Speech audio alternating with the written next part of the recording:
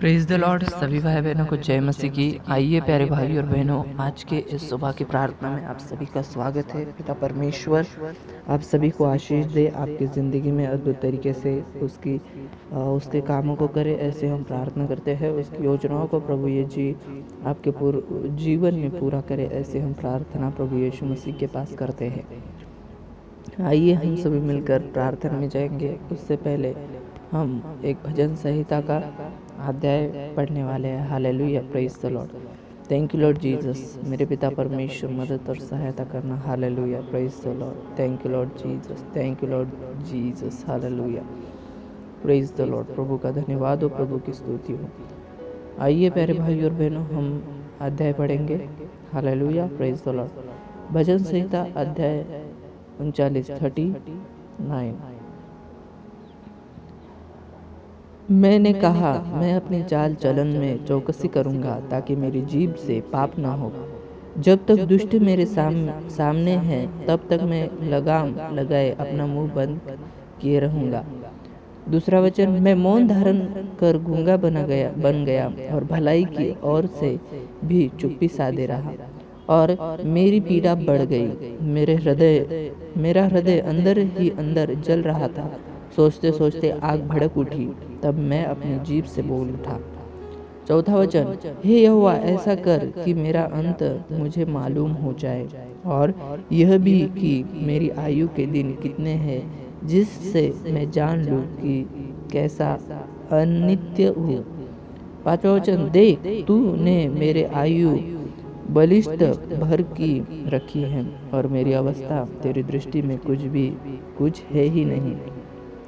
सचमुच सब मनुष्य कैसे ही स्थिर क्यों न हो, तो भी व्यर्थ ठहरे है। सचमुच मनुष्य छाया सा चलता फिरता है।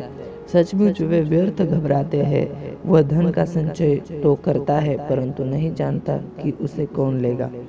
सातवां वचन, और अब हे प्रभु, मैं किस बात की बात जो हूँ, मेरी आशा तो तेरी ओर लगी है। आठवां वचन, मुझे मेरे सब अपराधों के बंधन से छुड़ा ले, मूढ़ मेरी निंदा न करने पाए।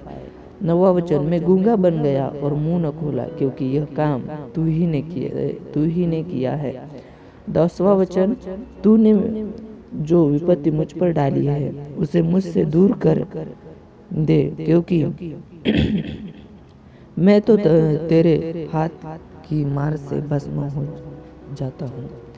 11वां वचन, जब तू मनुष्य को अधर्म के कारण डपट कर ताड़ना देता है, तब तू उसकी सुंदरता को पतंगे की नाई नाश करता है।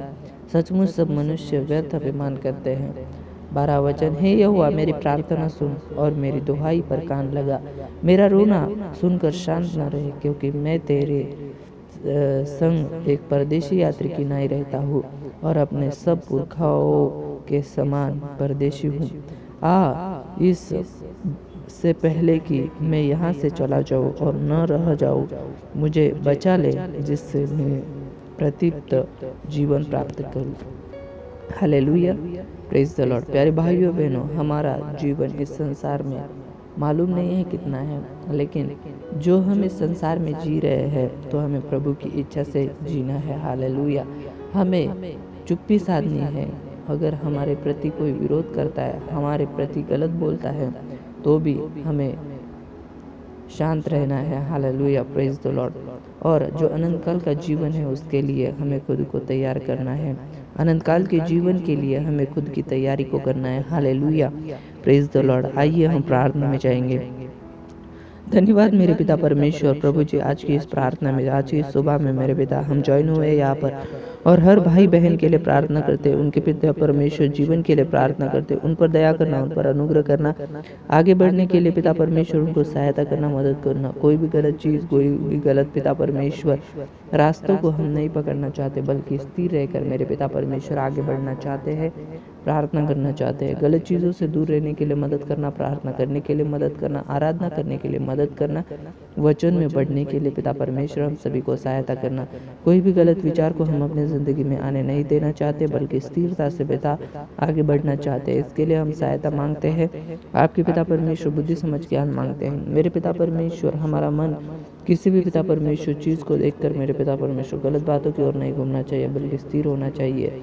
ऐसी स्थिरता हमारे मन को देना मेरे पिता।